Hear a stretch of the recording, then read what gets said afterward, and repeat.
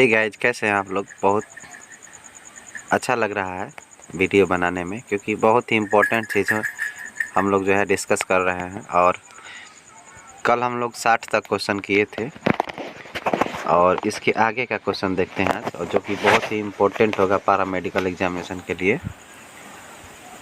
सबसे पहला जो 61वां क्वेश्चन देखिए क्या दिया हुआ है। इसको थोड़ा हम लोग कलर चेंज कर लेंगे। कलर इसका ले लेंगे ब्लू और इसका डेंसिटी घटा लेंगे। ठीक है, इसका जो डेंसिटी जो है ठीक हो गया। अगर हम इसको कम भी करना चाहेंगे तो और कम कर सकते हैं हम लोग। ठीक है, चलिए फिर स्टार्ट करते हैं। तो सवाल आपके सामने होगा। सवाल जो है आपके समक्ष है कि निम्न में से किस ब्लड ग्रुप को सर्वग्राही कहा जाता है। कहने का मतलब है कि कल हम लोग लास्ट क्वेश्चन देखिए कि सर्वदाता ब्लड ग्रुप किसका था, तो ओ का था। कल हम लोग बात किए।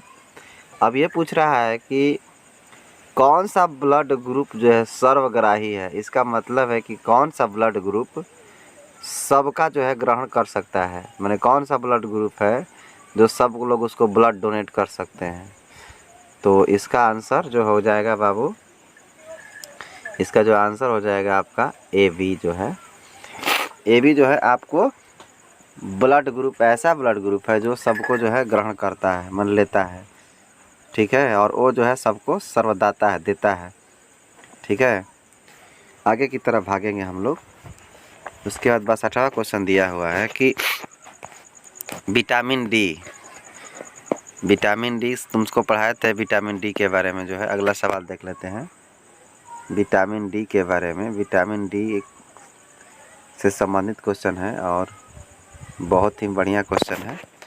विटामिन डी जो है, कल बात किए थे कि विटामिन डी का रासायनिक नाम, जैसे कि कल आपको बताया था कि विटामिन ए का क्या नाम है, B1 का क्या नाम है, B5 का क्या नाम है ना, B12 का क्या नाम है। उसके बाद विटामिन सी और विटामिन डी था। तो सबका नाम हमने बताया था। तो आपको आंसर पता हो तो मुझे बताने का कृपया कष्ट करें। चलिए, तो विटामिन डी का जो हो जाएगा कैल्सीफेरॉल कहा जाता है विटामिन डी को, उसका नाम है। विटामिन ए को थायमीन कहा जाता है, बताया है आपको। तो ये बहुत ही इंपॉर्टेंट क्वेश्चन है। ठीक, तो इसका जो आंसर हो जाएगा डी, कैल्सीफेरॉल कहा जाता है विटामिन डी का रासायनिक नाम। ठीक, उसके बाद अगला क्वेश्चन देखते हैं। 63 नंबर क्वेश्चन दिया हुआ है। कोई खास क्वेश्चन नहीं दिया, इसको हमको लगता है कि छोड़ देना चाहिए। ये सवाल जो है कुछ खास नहीं है, मिलान करने के लिए दिया है। तो विटामिन ए को क्या कहा जाता है। अरे पूछ रहा है कि कौन सा युग्म सम्मिलित नहीं, मैंने कौन गलत है, इसमें गलत है। तो कोई खास मायने नहीं रखता है, सवाल भी कुछ खास नहीं है। आगे भागते हैं। अगला सवाल पूछा है कि मानव शरीर में जो है आयोडीन की कमी से उत्पन्न रोग, मानव के शरीर में आयोडीन की कमी से कौन सा रोग होता है, आपको बताना है। पता हो तो ठीक है, नहीं पता हो तो मैं बताता हूँ। ग्वाइटर, आयोडीन की कमी से घेघा नामक रोग होता है। क्या होता है, घेघा। ये जो घेघा नामक रोग है इसी का ग्वाइटर कहा जाता है, जिसमें जो हमारा जो गला होता है, ठीक है, जैसे कि आपका मुंह हो गया मान लीजिए, तो ये जो गला हो गया ये, ठीक है, ये वाला गला जो यहाँ से इस गले में जो है फूल जाता है गला, जो गर्दन जो होता है। ठीक, तो इसी को ग्वाइटर या घेघा कहते हैं। ठीक है, जो कि आयोडीन की कमी से ये रोग जो है होता है, ग्वाइटर। आयोडीन की कमी से शरीर में होता है। आयोडीन की जब कमी हो जाएगी तो ग्वाइटर नामक का रोग है हो जाता है। ठीक, 65वां क्वेश्चन में कुछ खास इम्पोर्टेंट नहीं है। 66वां क्वेश्चन देख लेते हैं। निम्न में कौन सा विटामिन जल में घुलनशील है। जल में घुलनशील विटामिन जो है कौन सा है जो जल में घुलता है। अगर आंसर पता हो तो हमें ज़रूर बताएं। अगर नहीं पता हो तो हम तो इसको बताएंगे ही बताएंगे। थोड़ा सा ऊपर कर लेंगे। इसका जो आंसर हो जाएगा डी, जल में घुलनशील विटामिन जो है बी और सी। बी और सी का मतलब बी जो है ये वाला और सी, बी और सी, विटामिन बी और विटामिन सी दोनों जो है जल में घुलनशील विटामिन है। ठीक है, याद रखिएगा, पूछता है ये। उसके बाद अगला क्वेश्चन दिया हुआ है कि लाल रक्त कण का जीवन काल होता है। तो आपको बताना है कि लाल रक्त कण का जो है जीवन काल जो है कितना होता है। तो लाल रक्त कण जिसको कल हम बताए थे कि RBC red blood crop cells कहता है, और एक होता है WBC white blood crop cells. तो इसका पूछा है कि रेड ब्लड क्रॉप सेल्स का जीवन काल कितना होता है। तो इसका जो जीवन काल होता है 120 डेज का है, मतलब दिन का होता है। ठीक, आगे भागते हैं। अगला सवाल दिया हुआ है कि शरीर में ताप का नियंत्रित करता है। हमारे शरीर में जो टेम्परेचर जो घटता बढ़ता है उसको कौन नियंत्रित करता है। ठीक है, तो इसको जो है हमारे शरीर में हाइपोथैलेमस नाम का जो है चीज़ें हैं जो शरीर के ताप को नियंत्रित करती है। ठीक है, तो ये सारी चीज़ें जो है ध्यान रखिएगा। हाइपोथैलेमस के चलते शरीर का तापमान कंट्रोल होता रहता है। ठीक, अगला सवाल देखते हैं। अगला सवाल है कि हीमोग्लोबिन का प्रमुख कार्य क्या है। हीमोग्लोबिन जो हमारे शरीर में पाया जाता है जिसके कारण जो है रक्त जो है लाल रहता है, जो खून जो होता है वो लाल रहता है। तो आपको बताना है कि इसका जो है मेन कार्य क्या है। 69 नंबर क्वेश्चन, मेन कार्य मुख्य कार्य क्या है। तो सबको पता है कि इसका जो कार्य है ऑक्सीजन का वहन करना। हमारे शरीर में जो है खून में जो है ऑक्सीजन को ले जाता है कौन, हीमोग्लोबिन। ठीक, तो इसका मुख्य कार्य क्या, कोशिकाओं में जो है पर शरीर के प्रत्येक कोशिकाओं में ऑक्सीजन का वहन करना हीमोग्लोबिन का कार्य है, या फिर रक्त का कार्य कहिए, यही है। ठीक है, तो फिर आगे चलते हैं। अगला सवाल है ठीक है, हीमोग्लोबिन का महत्वपूर्ण घटक है। हीमोग्लोबिन का महत्वपूर्ण घटक है, हीमोग्लोबिन का जो मेन घटक है, ठीक है, उसको क्या कहा जाता है। तो इसका जो आंसर हो जाएगा लोहा, क्योंकि ब्लड में आयरन की मात्रा सबसे ज़्यादा पाई जाती है। ठीक है, वही उसका महत्वपूर्ण जो है घटक होता है। ठीक है, आगे भागते हैं, आगे की तरफ भागते हैं। पूछ रहा है कि किडनी का मुख्य कार्य। ठीक है, किडनी का मुख्य कार्य है, किडनी का मुख्य कार्य है क्या, इस पे बात करेंगे। तो देखिए किडनी को हम लोग विज्ञान की भाषा में जो है ब्रिक भी कहते हैं। तो किडनी या ब्रिक जो होता है शरीर से अपशिष्ट पदार्थों का उत्सर्जन करता है। ठीक है, शरीर से अपशिष्ट पदार्थों का उत्सर्जन करता है। तो इसका जो आंसर हो जाएगा ए, माने बेकार सारी चीज़ें हैं उसको बाहर निकालता है किडनी। इसको ब्रिक भी कहा जाता है, ध्यान रखिएगा।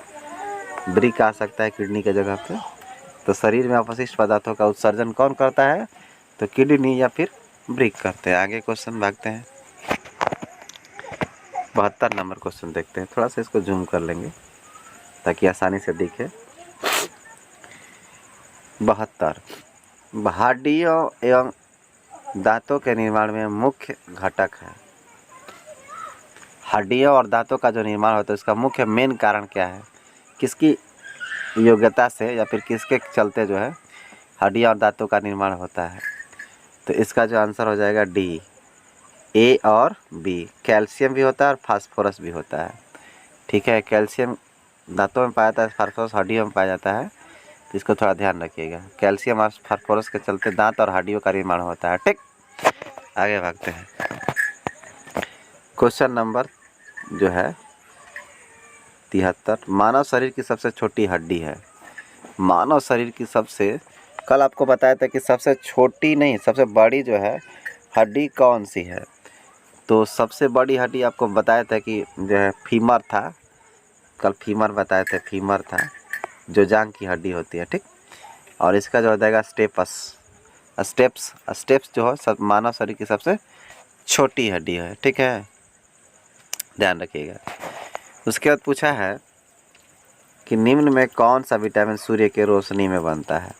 तो हम पहले ही आपको बता चुके हैं कि विटामिन डी जो है सूर्य के प्रकाश की उपस्थिति में आप जो है हमारे शरीर में इसका निर्माण होता है, विटामिन डी का। ठीक, तो विटामिन डी है सूर्य की उपस्थिति में हमारे शरीर में बनता है। विटामिन डी जो है सूर्य में नहीं पाया जाता, लेकिन उनकी उपस्थिति में जो है, इनकी उपस्थिति में हमारे शरीर में निर्माण कर देता है विटामिन डी। ठीक, आगे भागते हैं।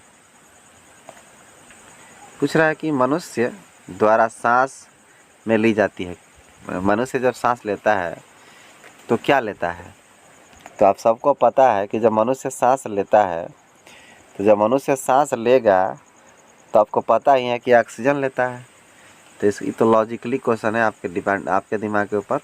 ऑक्सीजन जो होगा, मनुष्य लेता है सांस, सांस जब लेता है तो ऑक्सीजन लेता है, जब छोड़ता है तो कार्बन डाइऑक्साइड छोड़ता है। तो ये दोनों ही बहुत ही महत्वपूर्ण क्वेश्चन है। ठीक है, आगे भागते हैं। अगला क्वेश्चन दिया है कि वयस्क मानव में दांतों की कुल संख्या कितनी होती है? जो वयस्क मतलब एक खास युवा अवस्था वाले लोग, मैंने वयस्क व्यक्ति, उनके जो है दांतों की संख्या जो है कितनी होती है?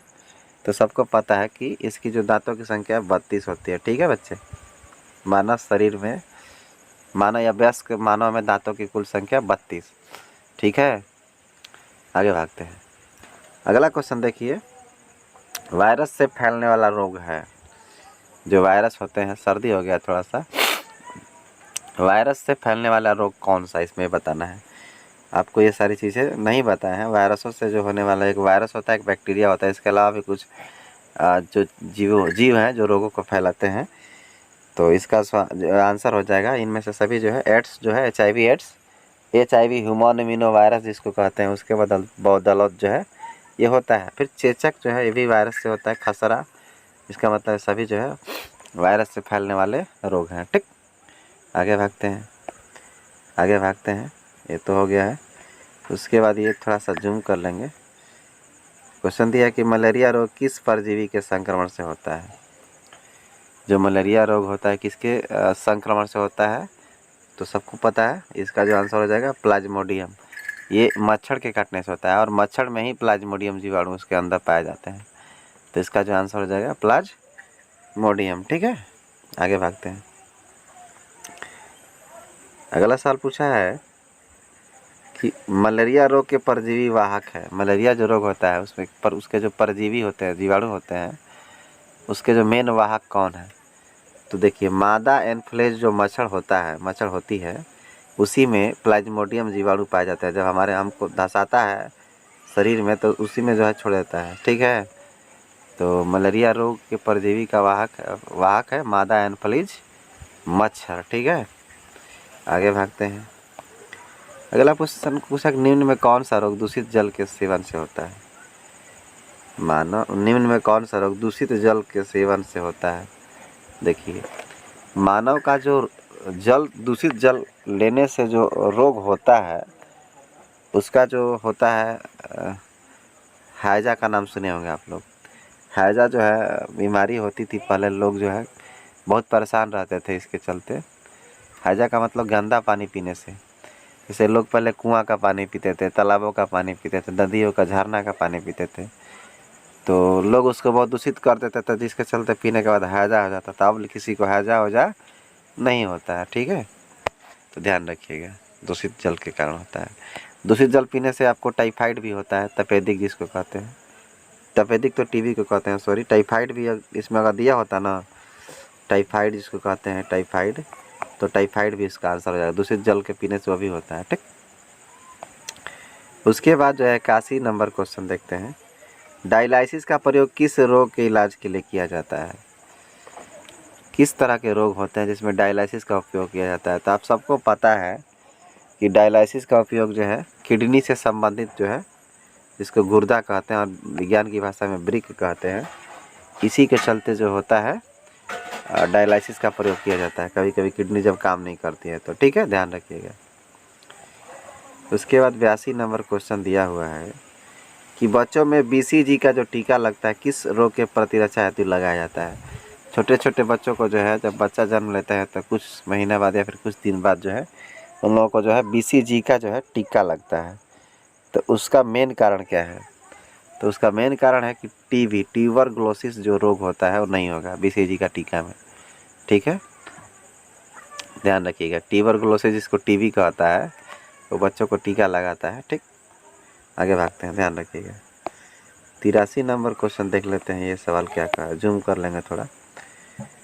जीवाणु द्वारा होने वाले रोगों को चुनिए। तो थोड़ा सा डिफिकल्ट क्वेश्चन है, कुछ खास नहीं है, मिलान चिन्ह वाला नहीं देखेंगे हम लोग। अगला क्वेश्चन देखेंगे, मच्छर द्वारा फैलने वाला रोग है क्या? मच्छर द्वारा फैलने वाला कौन कौन से इसमें रोग है, बताइए आप आंसर। तो सिंपल दिखाई दे रहा होगा कि इसमें जितने भी आपको रोग दिखाई दे रहे हैं, मलेरिया मच्छर से, डेंगू मच्छर से, पित्तजर मच्छर से, इसका मतलब है कि सभी जो मच्छर द्वारा फैलने वाले रोग हैं। ठीक है, आगे भागते हैं। 85 नंबर भी क्वेश्चन देख रहे हैं, ये भी आलटू फालतू है, ये मिलान चिन्ह वाला दे रहा है, ये इसको नहीं देखेंगे। निम्न में से कौन जंतु प्लेग भी महामारी को फैलाने में सहायक है? जो पहले प्लेग रोग जिसको पीलिया कहा जाता है, उसको फैलाने में कौन जो है सबसे जो है ज़्यादा महत्वपूर्ण रहा है उसका रोल, बताइए आपको आंसर। इसका जो है सबसे ज़्यादा जो है चूहा द्वारा फैलता है ये रोग। ठीक, ध्यान रखिएगा। प्लेग महामारी को फैलाने में किसका हाथ था, सहायक था? तो चूहा का। ठीक, उसके बाद जो है 87 नंबर क्वेश्चन देख लेते हैं। वनस्पति विज्ञान का पिता, फादर ऑफ बॉटनी किसको कहा जाता है? फादर ऑफ बॉटनी किसको कहा जाता है? तो आपको बता दें, थियोफ्रेटस जो है बॉटनी फादर ऑफ बॉटनी कहा जाता है, मतलब वनस्पति विज्ञान का पिता कहा जाता है। ठीक है, आगे भागते हैं।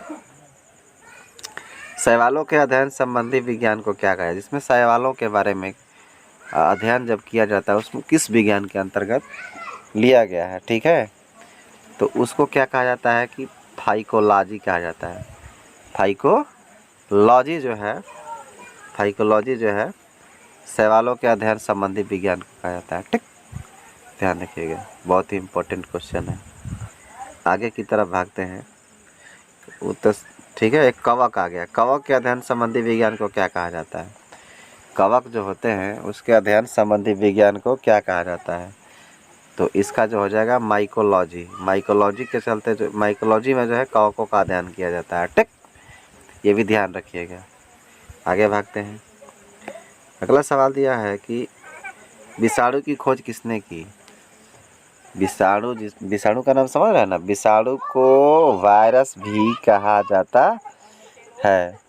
तो विषाणु जिसको वायरस कहा जाता है, ठीक है, वायरस इसको कहते हैं। इसका खोज जो है इवानोस्की द्वारा किया गया था। इवानोस्की द्वारा विषाणु की खोज किया गया था, वायरस का खोज किया गया था, ध्यान रखिएगा। ठीक, तो ये द राइट आंसर।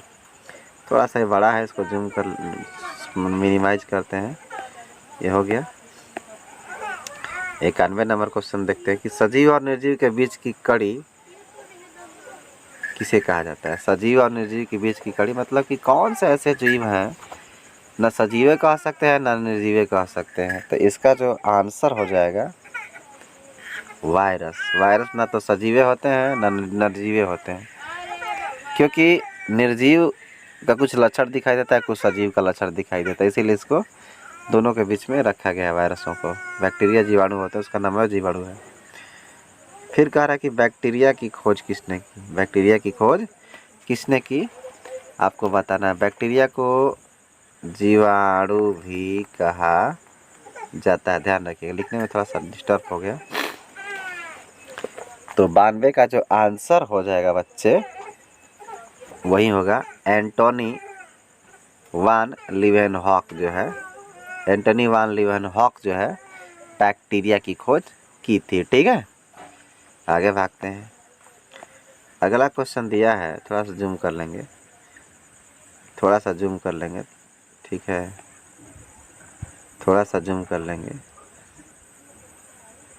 रेबीज के टीके की खोज किसने? जो रेबीज रोग होता है, जैसे कुत्ता काट लिया किसी को, उसको रेबीज रोग कहते हैं। अगर रेबीज रोग होता है तो सुई लेना पड़ता है, छोटे बच्चा हो चाहे कोई भी हो, सबको अगर कुत्ता काटता है तो रेबीज के टीका लगता है, ठीक है, सुई लगता है। तो आपको आंसर पता होगा तो बताइएगा। तो इसका जो है लुई पास्चर जो है किए थे, लुई पास्चर जो है रेबीज के टीका का खोज किए थे। कौन? रेबीज के चलते रोबैडो वायरस के कारण जो होता है, रोबैडो वायरस के कारण जो है रेबीज रोग कुत्तों में होता है और कुत्ता जब हमको काटता है तो हम लोगों को हो जाता है, ठीक। तो लुई पास्चर रेबीज के वायरस का टीका का खोज किए थे, ठीक है, ध्यान रखिएगा। अगला क्वेश्चन दिया है कि पास्चुराइजेशन के बारे में निम्न में कौन सा स्टेटमेंट सत्य है। तो ये कोई खास सवाल नहीं है, ठीक है, सवाल ये खास है, टीबी के टीके की खोज किसने की थी। टीबी का टीका पूछ रहा है, वो तो रेबीज का था, ये टीबी का पूछ रहा है। तो टीबी का टीका का जो खोज हुआ था रॉबर्ट कोच ने किया था, ठीक है। किसने किया था टीबी के टीके का खोज? रॉबर्ट कोच ने, याद रखिएगा जी।